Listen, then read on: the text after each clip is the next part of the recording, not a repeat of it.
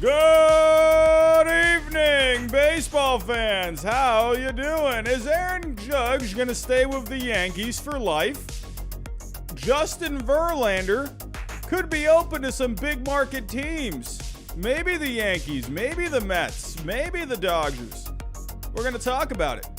Tyler Anderson going to the Angels. Anthony Rizzo back to the Yankees. Man, the Yankees are all over this news tonight. How you doing, everyone? Good evening. Good evening. Who do we got here in the chat tonight? We got some members here. I see CRaz951, Ed Bagley. What's going on? How you doing? Zachary Goldstein, one of our moderators, is here. Hello. David Kadingo Jr., my friend. How you doing? John Sullivan. Justin, what's going on? Tom Amiano is here. Hello. VB3, Jose Rojas. How you doing? Kyler Kelsey, what's going on? Ag Quint. Did I say that right? Ag Quint. Hello, my friend. How you doing? Aiden Davila is here again, my friend. How you doing? Braden Cook. What's going on? Saucy Prefabs. I don't know what the heck that means, but how you doing, my friend? Hello, Cowboys. How you doing? Carlton, what's going on, my friend? Hello, everyone. How you doing? Welcome to tonight's show. And we got some stuff to talk about tonight. We got some awards being handed out the last couple of nights. I did not go live last night. We had the Rookie of the Year awards. We had Julio Rodriguez, Michael Harris. And no surprise, in all honesty. And those are the guys that I thought were going to win it. And those are the guys that ended up winning it. And we had the Managers of the Year today, Terry Francona, Buck Showalter. Good to see Terry Francona win Manager of the Year. Absolutely fantastic. I love Terry Francona. I will always love Terry Francona. I still miss him to this day. But yeah, man, we got Verlander in the news today. Who else we got? We got Aaron Judge. We got Tyler Anderson, Anthony Rizzo. We got a lot to talk about tonight. So thank you for stopping by. Before I do get started, if you are new to the chat, think about subscribing down below. We're trying to get to 30K by 2023. Can we do it? I don't know. It's a bit of a stretch, but see if you can help us get us there. Hit that like button for us, everyone. That's going to help us get out into the algorithm even more. Hit the bell notification. That way you know I go live every single time. Share the stream. Share any of the content. That would be greatly appreciated. And also, we have some sponsors for tonight. And as always, we got SeatGeek. Use my code HYDE. $20 off. Baseball season's over, but that doesn't mean you can't go to any other sporting events. You got basketball, you got football. So take advantage of my code if you haven't used it already. Don't forget about Prize Picks. Use my code GINGER. You get a 100% deposit match if you're into the sports betting game and you prefer playing the over-unders. Go check out Prize Picks. It's pretty fun. I've won a few bucks myself over there. And we do have a new sponsor at the moment. It is temporary. We have to get at least 8 people to use my code. And the code is HYDE. You get 20% off. They got a lot of good stuff over there. So the men in here that need to up their grooming game, absolutely go check out what they got. They got a whole bunch of stuff. So use my code HYDE. You get 20% off. All right, everyone. Let's get to it here. I'm not going to waste any more time. So let's get to it. So let's start off here. I would say it's funny because we had a couple of top stories and then this one came out a little earlier. And I'm thinking, all right, well, I guess we can lead off with tonight with this one. Aaron Judge, could he be a Yankee for life? I mean, I'm just saying, Hal Steinbrenner is making it sound like it. So don't count the Yankees out. Let's get to the story. Hal Steinbrenner, this is on the New York Post. Hal Steinbrenner sounds prepared to do what it takes to keep Aaron Judge a Yankee. The Yankees managing general partner said Tuesday he told Judge he wants him to stay in the Bronx and indicated money won't prevent that from happening, at least to a point. We know where we're at, Steinbrenner said of the team's payroll. I can tell you that's not going to stop us. Steinbrenner added in the conversations he's had with Judge, including a single face-to-face talk between the two since the season ended, that he's made it clear he wants to keep Judge a Yankee. Speaking at the owners' meetings at MLB headquarters in Midtown, Steinbrenner said he made sure Judge knew the team has the ability to make this happen and still have the money to make other things happen too. He also included the caveat, it depends what the number is, of course. Well, of course. Listen, the Yankees, the Red Sox, these kind of teams, they are fantastic when it comes to public relations. Why? Because if they say anything else, the fan base are going to become rabid. They're going to go after him. So he's got to say some stuff like this. Of course he's going to have meetings with Aaron Judge. Of course he's going to have phone calls. Absolutely. This is your top guy. Of course you're going to have these kind of meetings with him. You would love to have Aaron Judge stay. But it's this line right here, everyone. It's this line right here. It depends what the number is. Of course. I mean, at the end of the day, it depends. I do think Judge, I think he could take a little less money to stay with the Yankees. So let's say the Giants come out, they offer him in like I don't know, let's just say $350 just for an example. If the Yankees are going like maybe $335, $340, maybe that's not too much of a difference. Aaron Judge ends up taking slightly less money because at the end of the day, it's, $300+ million bucks. But let's say you're maybe behind the Giants, maybe say, I don't know, 30 to 50 million. Well, I don't know. That could be an interesting development.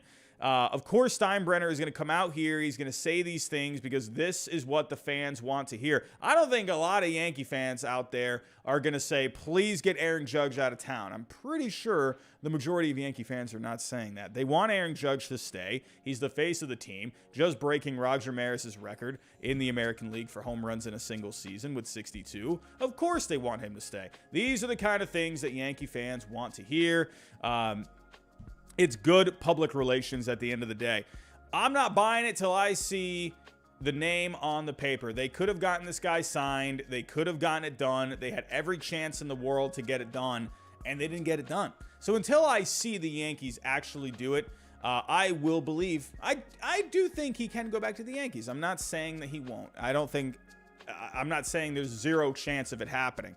But I'm just looking back in the season when they could have gotten something done and they didn't get it done. You had your chance. So I don't know. Is it going to be different? And now you got other teams coming into play. So I don't know. I think this is something that Hal Steinbrenner needs to come out and say. But at the end of the day, money talks. And whatever that final dollar amount is, that I think is going to be the deciding factor. I think if the Yankees get close, then yeah, I think he can definitely go back. But if the Giants or let's say the Dodgers or another team out there maybe come out there with an offer that's just so much better than the Yankees, he's not going back, I think. So I don't know. These to me are words. We've seen so many words from general managers, from owners over the years. We would love to keep this player. The Red Sox are doing it they did it with John Lester back in the day. Oh, we love John Lester. He's been such an important figure in Red Sox history, guiding us to World Series, overcoming cancer, yada, yada, yada, yada. And look what ended up happening. He went to the Chicago Cubs. So I don't care what any of these guys say. John Henry was full front saying, we want John Lester to be a Red Sox for life. We want him to stay. We want him to finish his career here. And what ended up happening? Went to the Chicago Cubs. So I don't know. I don't buy words. I buy action. So until I see that offer made from the Yankees, then I'll listen to Hal Steinbrenner. Jimmy Productions, how you doing? $4.99 super chat. What are your thoughts on Luis Garcia, Victor Robles, and Lane Thomas? Do you think they need to add an outfielder or a second baseman? I mean, I think right now, I think they just need to focus on just improving the team, the Washington Nationals. I think they need to just focus on improving these young players. Just keep getting better and better within your own organization. Keep adding young talent wherever you can. Sure, could they maybe go out there? Maybe they could add someone in free agency. I think at the end of the day, the Nationals are really in no spot right now to be making any serious moves, to be putting themselves into contention. They know that. Everyone knows it. Maybe they could go out there and they could get a guy like a bargain kind of a deal. And maybe, he can end up being trade bait at the trade deadline. That's what I think the Nationals are. That's the spot that they're in right now, I think. But I think right now, I think those three are fine. Sure, could they end up adding, some guys? Absolutely. I definitely think, Hey, but it's weird also with the Nationals because of ownership. You don't even know who's going to be owning this team, eventually. So I don't think the Nationals are going to be doing anything crazy at the moment. Jimmy Productions, thank you for the super chat, my friend. Do appreciate that. But yeah, Aaron Judge, will he be a Yankee for life? I'd say it's 50-50 right now. I think at the end of the day, what it's going to come down to is what is that contract offer going to be? Is it going to be within the ballpark of, say, a San Francisco Giants offer, maybe an LA Dodgers offer? If it's in the ballpark, if it's in that range, I think he ends up staying. I think he'll take slightly less money to stay with the Yankees. But if the Giants or Dodgers or Cubs or whoever blow the Yankees out of the water, I think he's gone. So we'll have to wait and see. But obviously, he's been with the Yankees for his whole career up to this point. Had the amazing season last year, and he's just very good. So you would just like to keep this guy in there. But the Yankees, I'm just not convinced that they're going to go so much more crazy than what they were doing with the extension. I think that they can definitely up their offer, but I don't think they're going to go nuts. Hal Steinbrenner is definitely going to come out here and say things like this just to keep you, the fans, happy. Albert Galvin, what's going on, my friend? $5 super chat. Do you think the Red Sox make a major splash with a top free agent, or is a Reynolds trade and Bassett signing more likely? I think the Red Sox could go out. I think they're going to make creative moves. It really comes down to what's going on with Bogarts. That's the same thing with Judge here. What's going on with Bogarts? Are you going to bring this guy back? They keep saying all these good things about wanting Bogarts there. Same thing with Devers. They keep saying all these things. I want to see actions. I don't want to be seeing words. I don't care about words. Show me actions. That's the main priority right now. I think Xander Bogaerts is the domino right now. Whatever ends up happening with him, then you can start to decide what is the direction that you're going in. I would think if Bogaerts leaves, Story would slide over to short. That seems to be the most logical solution. I don't think they're going to replace Bogaerts with someone like Carlos Correa or Swanson. I don't think they're going to do that. So I could see them maybe getting creative, adding a second baseman somewhere along the line. Maybe you could bring in someone like a Gene Segura to play second. Story can play short. Could you make a trade out there? I think the Red Sox get creative. I don't see Brian Reynolds getting traded at all. I don't think Brian Reynolds is going anywhere until I actually see it. I think the Pirates would like to get back into contention in the next couple of years. And to me, if you're just getting rid of Brian Reynolds, I don't think that's going to help you at all. So, yeah, he's going to bring you back a lot of prospects. But I don't think Brian Reynolds is going anywhere. Chris Bassett, I ultimately think he's going to stay with the Mets. He's enjoyed his time there. Unless another team just comes at him with a lot of money, then, yeah, sure, he could definitely go somewhere else. I could see the Rangers maybe making an offer for someone like a Chris Bassett. But I think ultimately he ends up staying with the Mets. But, everyone, let's get on to our next story here. We got Aaron Judge covered. That story is done. Let's stick with the Yankees. I like my segues. And Anthony Rizzo back to the Yankees. And, to me, this is a no-brainer. Absolute no-brainer. I predicted Rizzo to go back to the Yankees. I didn't see him going anywhere else. I was seeing people, in the chat commenting on my predictions videos saying, oh, Rizzo to the Padres, maybe the Astros. Funny thing, actually, Ken Rosenthal was saying today, funny enough, it's funny how these stories, you have one story that comes out in the morning, and then all of a sudden, something just completely different happens later on, like 8 hours later. So there was a story earlier today that the Astros were making Anthony Rizzo their number one priority, and then all of a sudden he's back with the Yankees for a couple of years, $40 million guaranteed. So here is the story. The Yankees and Anthony Rizzo are in agreement to reunite on a 2-year deal with a $40 million guarantee. That comes in the form of a $17 million salary in 2023 and 2024, followed by a $17 million club option for 2025 with a $6 million buyout. So I remember Anthony Rizzo feels like he's been around for a long time. He's only 33 years old. He's still got a lot left in the tank. I just think this makes sense.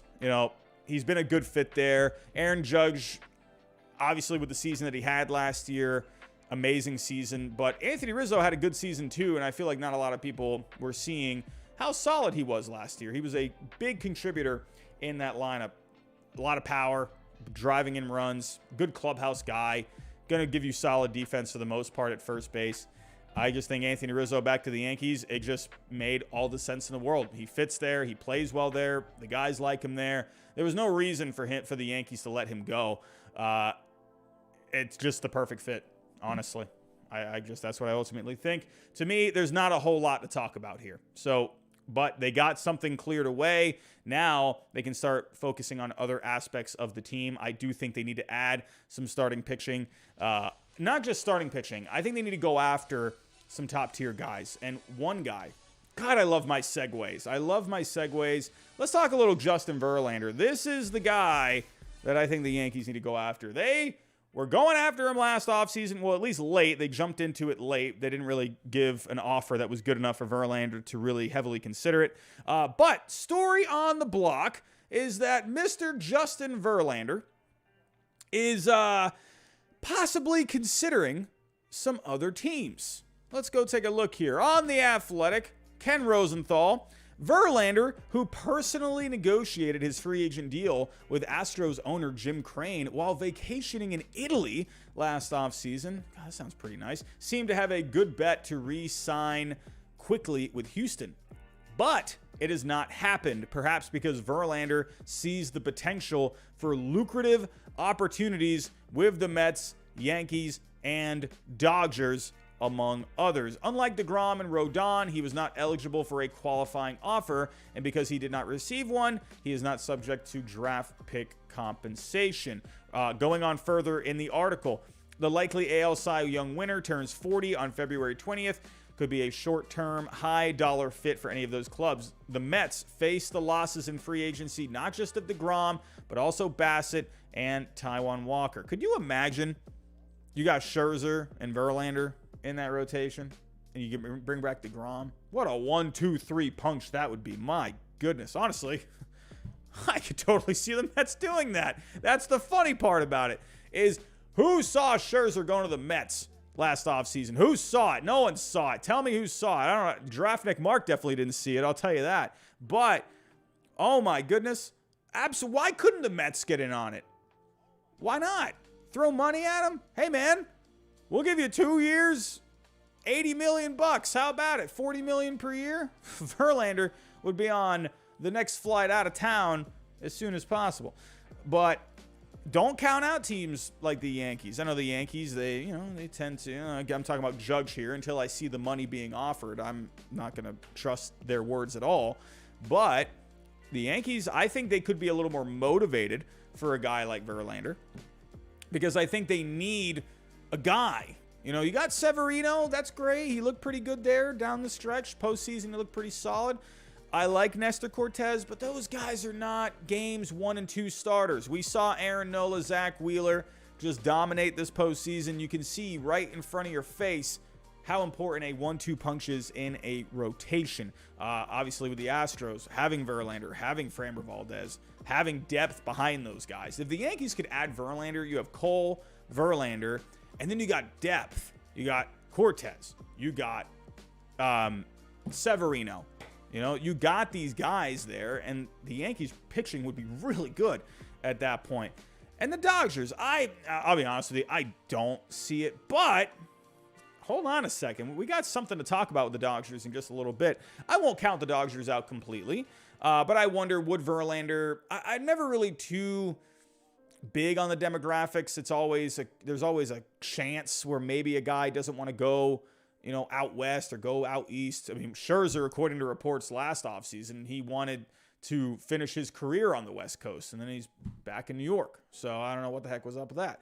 But if the Dodgers give Verlander enough money, I mean, why not? If they throw enough money at him, and especially with Tyler Anderson not going back to the Dodgers. I'll talk about that in just a little bit. But absolutely, I definitely could see Verlander not going back to the Astros. I could definitely see the Yankees getting involved. They had a chance last offseason. Didn't come through in the end. The Mets, obviously, they're in win-now mode. They got the money. They absolutely could make an offer for him. The Dodgers, hey, losing Tyler Anderson, why not? Why not the Dodgers? Why not even a team like the Cubs? These markets, these bigger markets where they want to get back into contention. And I think, honestly, Verlander Could go to either of those teams. Could also just go back to Houston in the end if he just likes being in Houston. That's cool too. But money talks, everyone. Money talks. So we'll have to just wait and see what ends up happening with Verlander. We got some other things to talk about here in this article. I did mention the Astros. Anthony Rizzo was their number one target. Again, that was today. That was literally this morning. Or was that today or was that yesterday? Or I guess that was yesterday or last night or whatever. So I think that's hilarious that all of a sudden the Astros had him as the number one target and then he went back. So I guess the money wasn't good enough in the end. So look out for Yuli Gurriel to come back. Honestly, I really could see Jose Abreu be an option. If the Marlins could actually just start ponying up some money, I would love to see Jose Abreu as a Marlin. Come on, dude. Miami. Please start spending some money. Go get Jose Abreu. That'd be awesome for their lineup. That's exactly what they need. We have some other interesting ones. Now, okay. I need to touch on this. I did not want to do a video on this. This was from the other night. We had some reports out there that maybe the Braves were looking into trading Ronald Acuna Jr. There was a bit of a rumor out there. I'm not going to get too deep into the details on, just where that was coming from. VB3, how you doing, my friend? $2 super chat. You see the drawing of the possible new Royals Park? No, I did not. Before I get to the Ronald Acuna stuff. Ooh, I need to see it. Oh. Is this the drawing? Oh. Ooh. Oh, that looks awesome. Oh, man. That looks fantastic. Look at this. Man, I haven't seen a crowd like that, though, since the World Series. They need to be filling up these seats like this all the time. This looks fantastic. Look at this stadium. Man, is this is the drawing, right? I'm not looking at something from the past, right? Okay, no, yeah, this is the drawing. Okay, I'm just making sure. You never know with these drawings these days. They look just so good. Oh, it says artist rendering right there. Okay, my potato brain didn't see that. But man, look at that. Look at the lights. I love that. That is flashy. That is flashy. Thank you for the super chat, VB3. Do appreciate that. All right, let's get back here to the Ronald Acuna Jr. talks. All right, so there's some reports, not from any major sources, that Ronald Acuna Jr. could be a trade piece, that the Braves were, Anthopoulos was looking into it, and people in the organization were giving him pushback. I'm going to say this right now. There are always meetings with these teams. There's always sit-downs. Go back to the Moneyball movie. I'm not saying Moneyball was the most accurate baseball movie, even though I did love that movie. They're all sitting down at the table, right? They're all throwing ideas, and they're like, oh, how do we replace Jason Giambi? How do we replace Johnny Damon? That's what's going on with these teams. Listen, when you're an organization, you are looking at every possible situation, every possible way to improve your team, not just for today, but for the future as well. With Ronald Acuna Jr., sure, could you bring up his name in a meeting? Absolutely you could. Why couldn't you? Does that mean you're actually being serious and actually really trying to make a phone call and trying to get this guy out of town? Absolutely not. I don't think that at all. I think there's some kicking of the tires. I think maybe some teams made some phone calls, maybe said, hey, what's up with Ronald Acuna Jr.? I don't think it was ever realistic. I don't think so. Because Ronald Acuna Jr., the guy is on one of the most team-friendly deals. And let me just say this right now. With Ronald Acuna Jr., let me clear this out. I'm telling you. Obviously, I know Ronald Acuna Jr., he didn't have a bad season last year, but it wasn't that typical Acuna season, Or like Foolish Baseball likes to say, Acuna. God, there was one video he did, and he said Ronald Acuna, and I just died laughing. Foolish Baseball, I think, is the GOAT of baseball YouTubers, but he is so funny. If you understand dry humor, if you're into dry humor like The Office and stuff like that, you will find him hilarious. Like, he just says so many things that just kill me. Anyway, I digress. So, with Ronald Acuna Jr., he has right around $100 million worth of trade value. That is going to be just so difficult. Now, we saw Juan Soto get done, but you saw the type of prospects that they sent back. I mean, obviously, it was, yeah, that trade worked because they had the pieces to get it done. Like, I could even go pull that trade back up here on baseball trade values. Juan Soto to the Padres. I mean, look at what the deal was.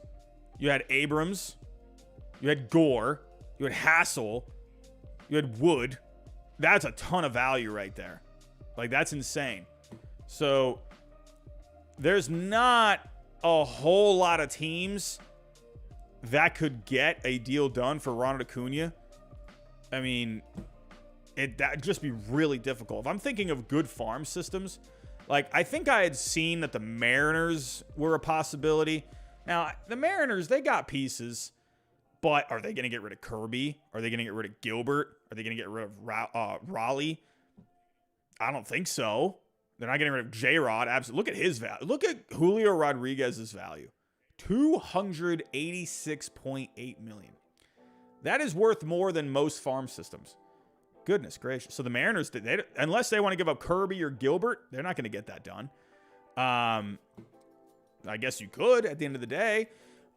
Honestly, I think the Orioles would be really fun if you were to do this. But, you'd have to give up probably Holiday, your first round pick. But I don't know. I think you would want a major league ready player. You could do Mullins. You could do Mullins and like Holiday and like, Kowser and maybe like, a couple of prospects from down here. So yeah, I mean, I think the Orioles would be a really fun team for Mr. Ronald Acuna. But at the end of the day, yeah, there were reports out there with him. There was one, I'm not going to get into, details, completely, but there was some stuff out there being put onto Twitter. And, I think at the end of the day, teams are going to kick around names. It is what it is. I think you need to take a lot of that with a grain of salt. Sure, people can know. I mean, it's, hey, if you know the right people, if you know someone within an organization, you could just happen to be friends with someone in the organization. So, certain someone, he knew someone in the organization. And hey, that person could get wind of it. Remember the telephone game back in school, right? Remember that game that your teacher would have you do? You would tell one student one thing, and then they would go around and tell it to like 10 other kids or whatever. And then you wanted to know what the last kid said, right? And then it ended up being something completely different. That could have been it too. All of a sudden, someone someone in an organization, he hears something, and it's really maybe not as big of a deal as it maybe sounds. Because if you ever hear Ronald Acuna Jr. and trade in the same sentence, all of a sudden your mind is just going to explode. So I think personally it was more of a kicking of the tire thing. I don't think it was anything. I think someone just said, hey man, what do you do with Ronald Acuna, man? Not a great season. Could we possibly maybe look into something? No. So I guarantee, absolutely not. No, pretty much everyone, they probably just said absolutely not. And then they moved on. They ate their lunch. They talked about some other things, and then they ended up just going home for the day. That's probably all it was. I don't see anything more than that. So yeah, there was, again, I will just reiterate the reason I'm talking about Ronald Acuna Jr. is there was a report out there, not from one of these like major sources. It was out there, has a YouTube channel there, so, but I'm not saying that it was not a lie. I'm not saying that at all. I absolutely believe that that's what the person heard. I just don't think it was really as big of a deal as it really seemed. I just think it was something kicking the tire sort of a thing. Just kind of throwing names out there because that's what organizations do. Organizations are always just contemplating, what's our next move, So, hey, with Ronald Acuna Jr., the Braves, they had been giving up some prospects in trades over the last couple of years. He could bring in prospects. But yeah, at the end of the day, I don't think he goes anywhere. So, but let's move on here. Oh, you know what? Actually, speaking of the Braves, there is one more thing to point out here in this article. Highly unlikely for the Braves, the signing of DeGrom or a shortstop other than Dansby Swanson. Not surprised with either there. DeGrom, the Braves, they just don't ever go out there and spend that kind of money. Also, there is an article here before I'm getting a little off track here. Oh, man. Mr. Jim Bowden, you've done it again, my friend. You've done it again. I'm coming after you, Jim. You may have blocked me on Twitter, but you can't hide, my friend. I'm coming after you. Jim Bowden's 25 predictions for another wild winter of signings and trades. I'm coming for you, Jim. You can't hide. I'm coming. Here we go. So, one of these happens to be on that list, and I can't wait to talk about that prediction. But Dansby Swanson, absolutely, I could see that's who the Braves would want. I don't see them going after Correa, Turner. Swanson's their guy. If he's not coming back, they're not going after anyone else. Because if they ends up going elsewhere, I just think they fix it internally or they sign like a lower level free agent. But DeGrom, absolutely. I've seen rumblings of DeGrom with the Braves for a little bit now. I have always just been like, what? Like, why? Like, the Braves don't ever do anything like that. So, yeah, I'm not surprised. There's also something here about the Brewers maybe looking into a Willy Adames trade. I don't know. I feel like Willy Adames has been pretty solid with them. I don't know. So, I mean, I get it. They do things a little differently over there in Milwaukee. So they're always looking at, the 40-man, bringing in prospects, guys getting closer to free agency. So, yeah, sure. I could see maybe Willy Adames' name coming up, but I don't think he ends up going anywhere. So, but alrighty, that's pretty much it for this article, everyone. Let's move on here to a couple other stories. Ooh, this is a good one. Oh, wait, no, I'm not there yet. I have one more thing to talk about. We're talking about Verlander. We're talking about free agent starting pitching. Well, we had a free agent starting pitcher signed today, and he went to the Angels. Look at the Angels making moves. You gotta love the Angels making some moves. Who would have thought? Oh, man. I love it. We also had a super chat come in from Jose Toledo. Do you think the Padres will be looking for a starting pitcher? I think they could be in on the Kadai Senga market. I could see that. I think they could maybe look for some depth guys. I think they like what they have. I don't think they're going to make any big splashes with starting pitching. I could see someone like a Kadai Senga, international free agent. Hey, with you, Darvish, there, hey, man, you got the recruiting team ready to go. You got it ready to go. But, yeah, I don't see anything big for the Padres starting pitching-wise. So, look at the Angels signing Tyler Anderson here. 3 years, $39 million. I love it. I love that the Angels are going out there and they're not just sitting on their hands. If you're not going to trade Ohtani, you better try and improve the team. Now, here's my question with Tyler Anderson. Obviously, good season last year. Very good season. Really busted out last year. Going to the numbers here on Fangraphs. Had his best season overall, a 4.0 Fangraph WAR, 2.57 ERA, 3.31 FIP. His lowest strikeouts since 2020. That was over 13 games. But he really got his walks down, and his home runs were very down as well. Tyler Anderson, now here's the only thing I'm a little concerned about. Obviously, something worked with the Dodgers. They did something different. Now, and we can actually go point out here on Baseball Savant. We can take a look at exactly what did the Dodgers do differently with Tyler Anderson. So I'm sure there was some things mechanically that they had fixed up. But if we take a look here, he's got a 5-pitch mix, fastball, changeup, cutter, sinker, curveball. What we ended up seeing, he threw a little bit less of the cutter. He threw a little bit more of the changeup. So that was the big difference from his pitch selection last year. Leaning more changeup, a little less with the cutter. Now, if we go take a look, now with the cutter, the average movement was around the same. His sinker, believe it or not, was actually had a little less movement last year. So it seemed like Tyler Anderson, they just made a few little tweaks. So the only thing I'm worried about with the Angels is he going to be the same guy? Or are we going to see Tyler Anderson maybe revert back to these Rockies numbers a little bit? You know? Maybe those Giants numbers back from 2020. So what kind of Tyler Anderson are we going to see? To me, these are the kind of guys that the Angels, it seems like they typically always have to go after.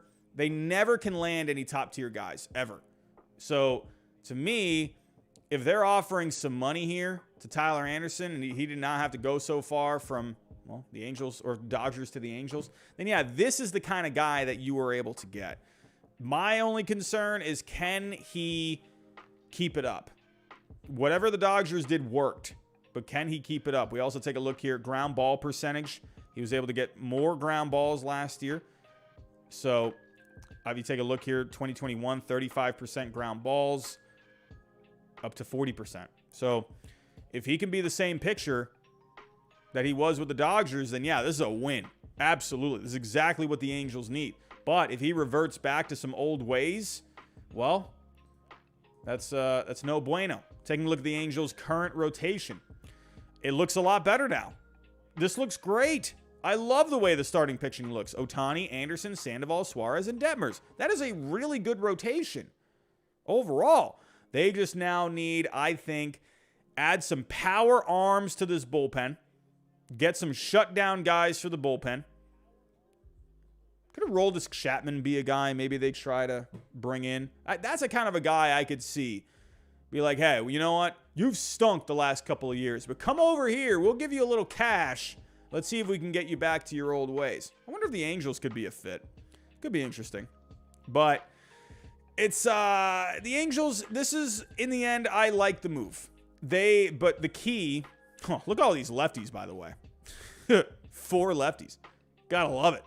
In a way, I kind of like it. But could we maybe see them add something else here?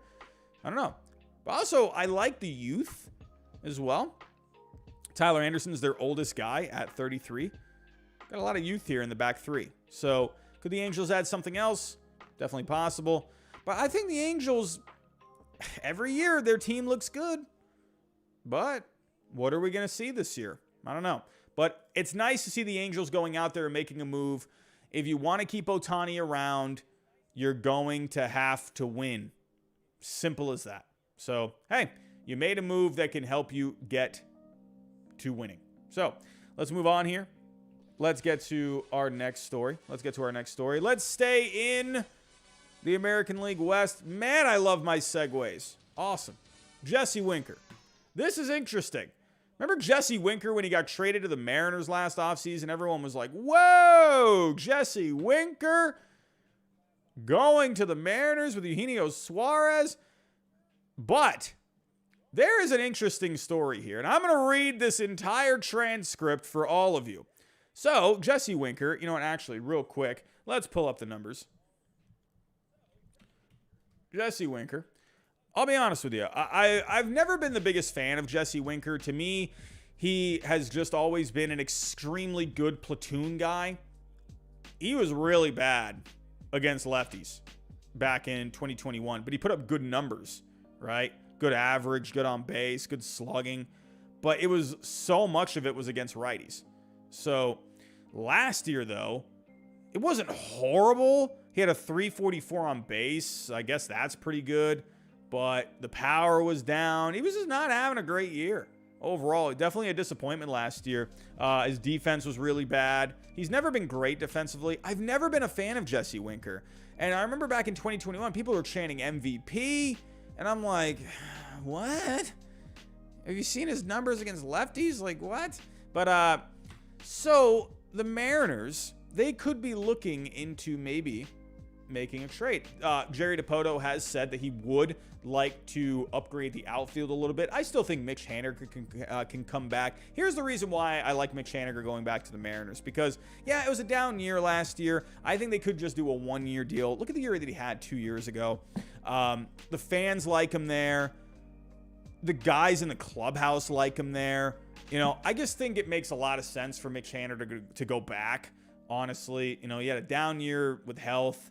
I think just give this guy a one-year deal, you know, and kind of like a prove-it deal. Maybe an option in there as well. But here is the interesting thing about Jesse Winker. Supposedly, guys in the clubhouse started to not become a big fan of Jesse Winker.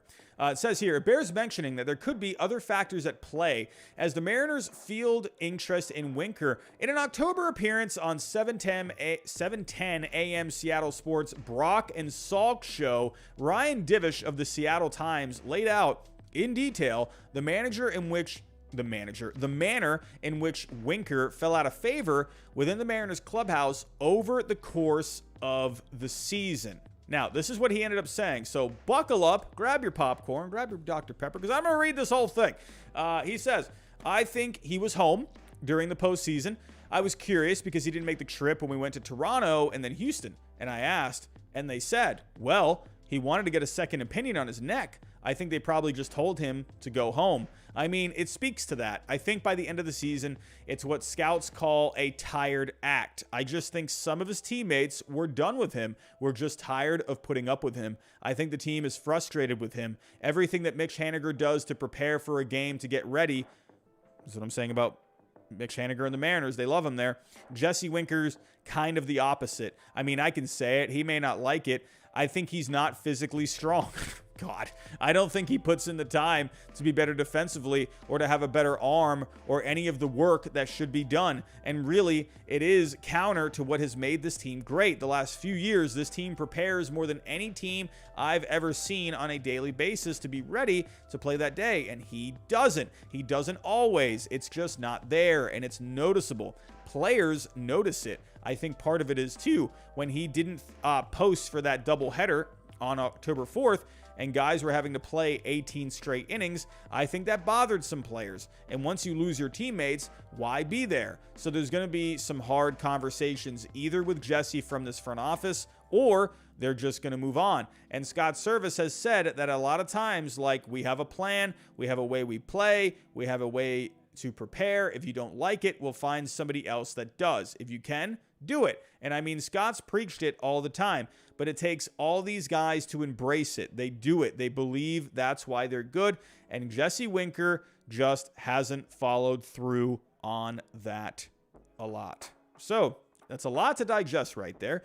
But it seemed like something was off with him last year. Again, looking at these numbers, down numbers, you know?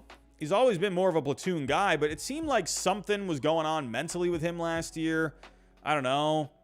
You know, remember that there was that whole incident at was that at the Angels Stadium where he like flipped off the crowd or something like that? My potato brain has trouble going back that far. But you know, Jesse Winker seemed like something was off with him last year. Does he need to maybe go to a different environment? Was this just not the right place for him? I don't know. He's put up great numbers in the past. So, I don't know. These are not great numbers. Lowest batting average of his career. The slugging is what is really concerning to me. The on base was not bad last year, but it was down. So, I don't know. I'll be interested to see where Winker ends up going. If we go take a look at what the Mariners, what the trade value could look like. Pulling up the Mariners here. Mariners. All right, so Winker, remember he signed a deal. He still has a couple million of value. So it's not like he's a complete lost cause. He still age is on his side. So I think with Winker, man, look out. I think he could end up going elsewhere if the Mariners, they're trying to improve. You know, look at where they were at, man. Look at where they were at. They were in the division round against the Astros, who ended up winning the World Series. So I think the Mariners, they're going to try and just make this team better. And if that means an addition by subtraction with Winker, then I think that's what they end up doing. I don't think they're going to be holding back at all. So look out for that this offseason. Speaking of some moves, this wasn't the best segue, but whatever. We had a couple of guys accepting qualifying offers. Martin Perez, Jock Peterson accepting qualifying offers. Taking a look at the story. No surprise to see Martin Perez go back to the Rangers. Good season. That's what I thought was going to happen with Tyler Anderson. You know, I thought he would just go back to the Dodgers because he had success there. Martin Perez had success. But Martin Perez, hey, he just seems to like being in Texas. But it looks like that they still could work out a multi-year deal. So we'll have to see what ends up happening with that. But Martin Perez, man, had a great year last year. All-star last year. Look at the innings, 32 starts, right under 200 innings pitched, 2.89 ERA, 3.26 FIP. You got to love it, man. Martin Perez, why could you not do this with my Red Sox? My goodness, what the heck was going on? But, hey, good for him, man. I'm hoping he can get himself a deal.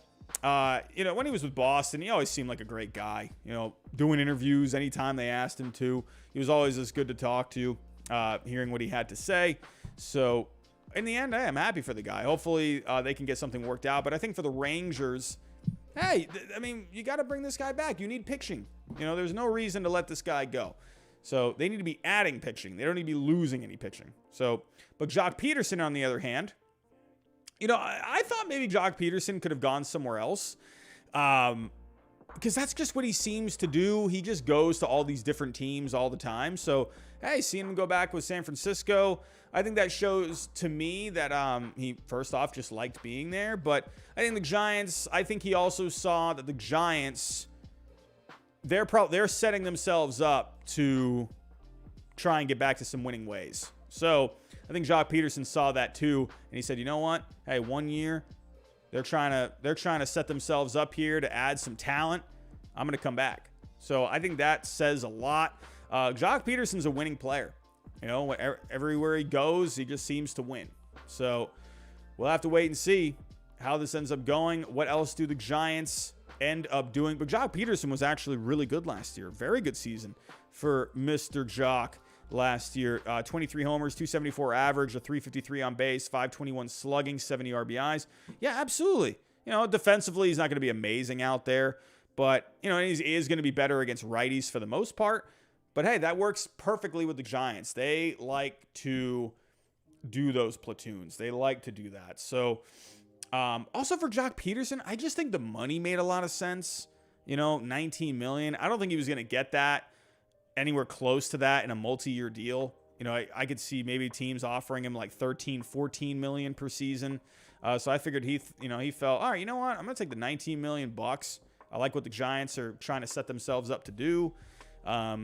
Likes being there. So in the end, hey, Jock Peterson staying with the San Francisco Giants. We had a lot of teams making moves.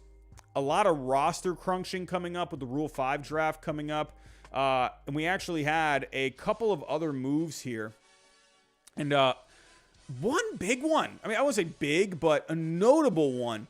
Nolan Jones getting traded to the Rockies. This one, I was like, wow, that was an interesting one when I saw it. I'm telling you guys, ladies and gentlemen, I mean, I've been saying here, the Rockies, they're that weird dude that's at like a party or a gathering. They're just sitting off to the side. They're kind of just not talking with anyone. They're there. The Rockies are just there. And they're making moves. I actually like this for the Rockies. I do. Nolan Jones is a guy, he's been known for his power in the past. His power has not really come up the way that the Guardians thought that it would. He did come up to the majors last year, had a couple of homers, nothing amazing, a 681 OPS over 28 games, hit 244. There was one game he drove in 4 RBIs, but one thing with Nolan Jones is that his strikeouts have not been great. He was the number 7 prospect on MLB Pipeline. Man, I just went blank on that completely. So, actually, let me look at Baseball America real quick. Where did they have him? Jabba the Nut, $10 super chat. That name makes me laugh every single time. It kills me. You said, love your videos, brother. I love you, my friend. Thank you for coming out tonight, and thank you for supporting the channel. Do appreciate that. But let's look at the top 30s. Where does Baseball America have the Guardians? Where are we at? Guardians. I'm sure he was still top 10. Yeah, he was number 9 on Baseball America in their top 30. Interesting, though, that the guy that they ended up getting back, going back to the Guardians, it was just Juan Brito.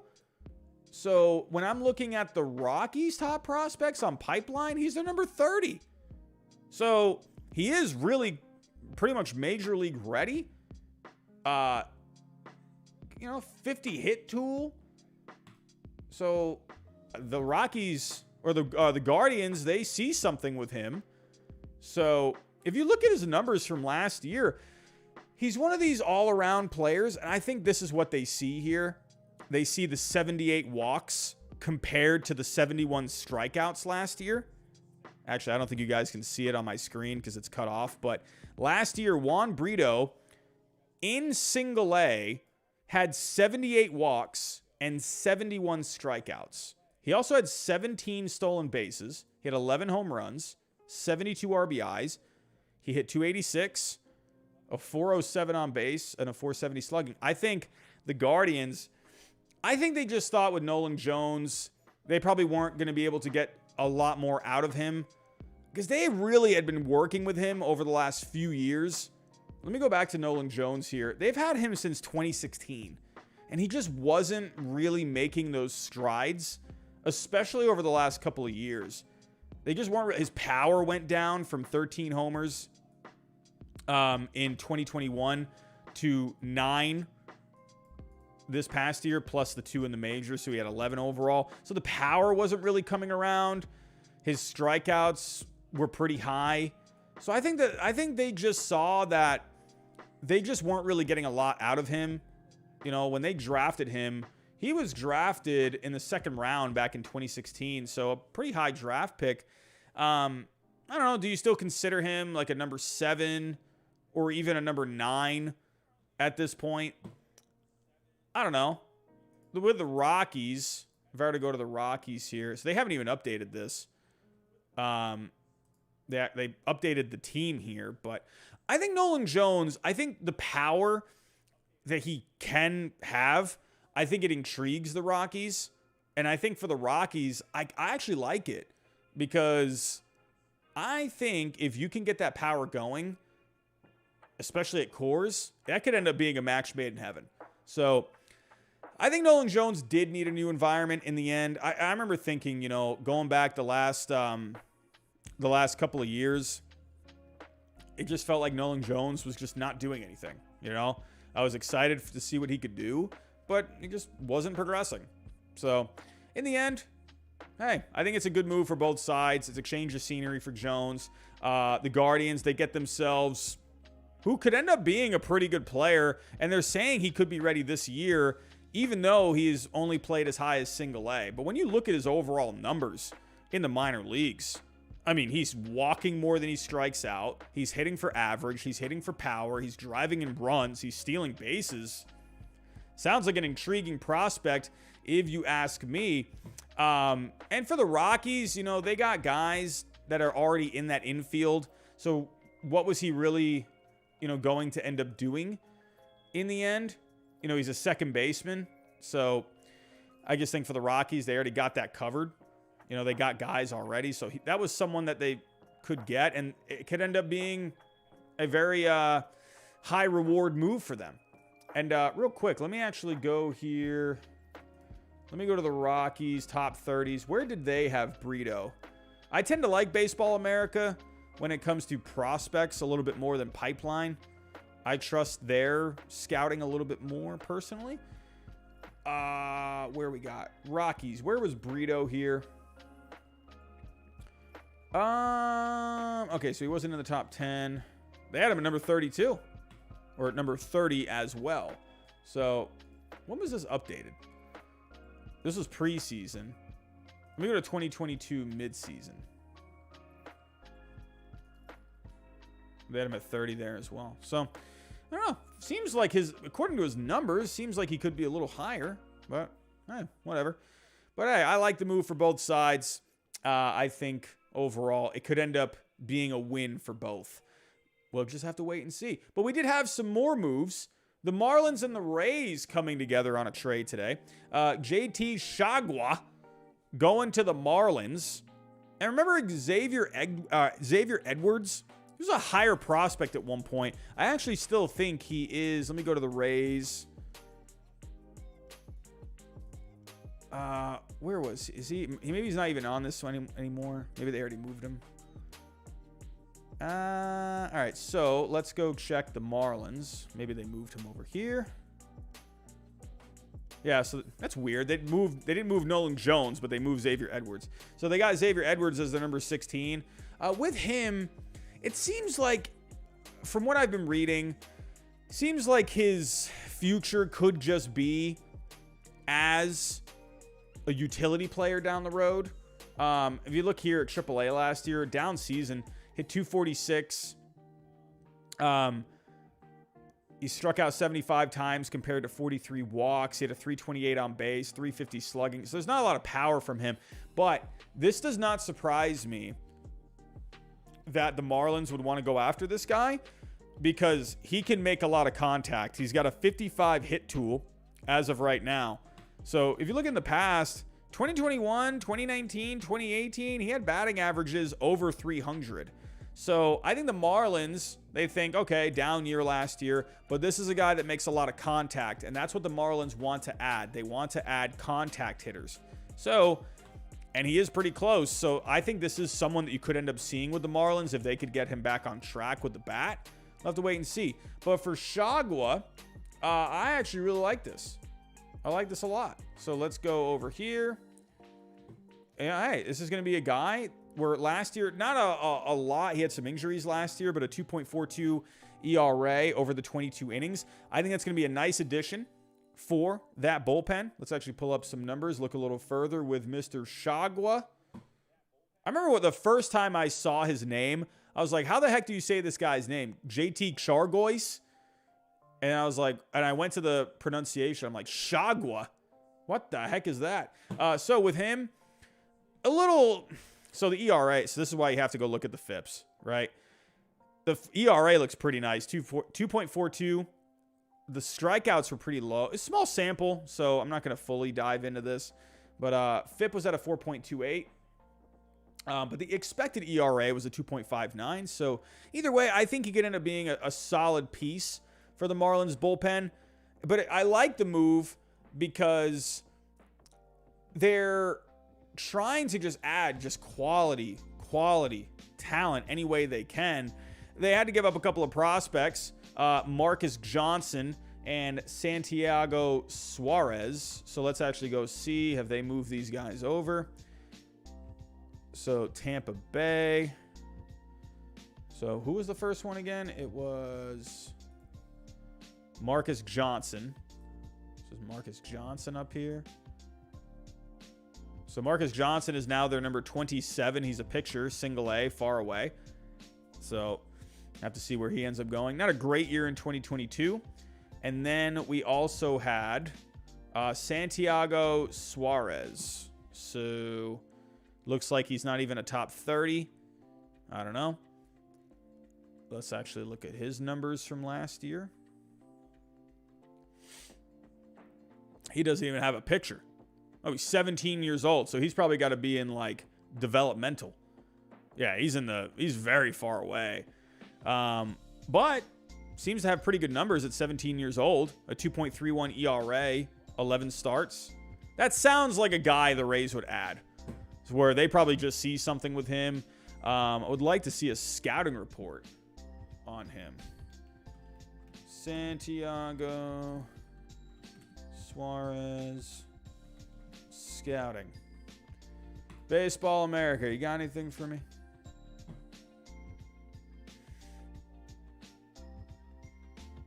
Man, he was born in 2005. I'm getting old. 2005. Man, I was just coming off of a Red Sox winning the World Series at that point. What the heck is going on? I hate it here. 2005. Oh, I hate getting old. All right, well, I got no scouting report on him, so I'll have to look for it a little bit later. But good numbers in the minors. So, but the Rays, I mean, a big reason why they're doing this is because they're trying to crunch their roster. This is the one thing with the Rays. They produce so much talent. They got to, eventually, they're going to have to get rid of some of this talent to keep the guys under that 40-man. So they also designated Ryan Yarbrough for assignment. I'm seeing all these rumors that, Tyler Glasnow could be a trade candidate. I'm like thinking, what the heck are you talking about? They just signed this guy to an extension. They're not going to trade Tyler Glasnow. Like, what the heck are you talking about? Like, oh my God, I swear. The clickbaitiness out there. Make it stop. Just stop it. Like, just because the Rays are looking to clear out guys, which they do all the time, does not mean they're trading Tyler Glasnow. Can we stop it, please? The other YouTubers out there, Tyler Glasnow's not getting traded. My God, like, it's people just, ugh, absolutely not. But Ryan Yarbrough, he's out of town. There were talks that maybe the Cubs were looking to make some kind of a deal, but in the end, they just designated him for assignment. No surprise. No surprise. Ryan Yarbrough just wasn't really doing all that much with the Rays in the last couple of years. So what's their 40-man at now? So right now, it's at 40. So I'm guessing maybe they probably want to get it a little lower. To still give them some more flexibility. That's just what I would think. But we have a super chat coming in. I actually think, did I miss a super chat from earlier? No, I did not. David Cripple, what's going on, my friend? Huge fan of the content. Well, I'm a huge fan of you, David. Thank you. Do you think the Rays do anything this offseason? Zunino back, possibly a first baseman? Or do you expect they just stay put?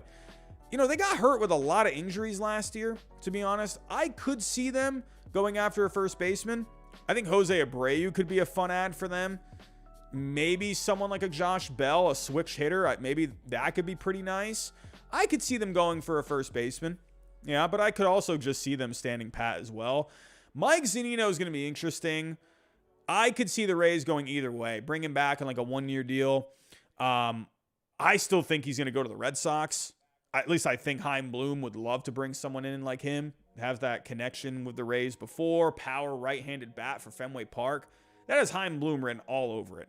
So we'll have to wait and see. But I could definitely see them more just trying to get their roster in order. They had a lot of injuries last year. Like guys like Wander Franco missed a lot of time. Brandon Lau missed a lot of time last year. Margot missed a lot of time. You're getting Glasnow back. You're getting him back late in the season. I don't think the Rays end up doing all that much. I could see them adding a first baseman, though. I could see that. I think Josh Bell could be interesting. A switch hitter. I think they would like to have that. But we'll just have to wait and see. Jose Abreu could be fun, too. But David Cripple, my friend, thank you so much for your super chat. Do appreciate that. Is that all I got for tonight? I think that's all I have for tonight, everyone. Not a whole lot else to talk about. It's 10:30 here on the East Coast. I got to go finish some laundry. Man, I got to work tomorrow morning. However, it just dawned on me this past week that I got Thanksgiving break next week. As a teacher, the perks are quite nice. I have a whole week off next week. My goodness. Everyone, look out for something for tomorrow, whether that's a stream or whether that's me posting some content. But yeah, be on the lookout for tomorrow, everyone. Before I do get out of here, if you can, hit that like button for me. That's going to help this get out there into the algorithm. Subscribe if you are new. Share any of the content. Share the stream as well if you can. Hit the bell notification. That way you know I go live every single time. But everyone, I'm going to get out of here. I appreciate all of you for stopping by. As always, I love all of you guys. But have yourself a great night, everyone. And I'll talk to you next time.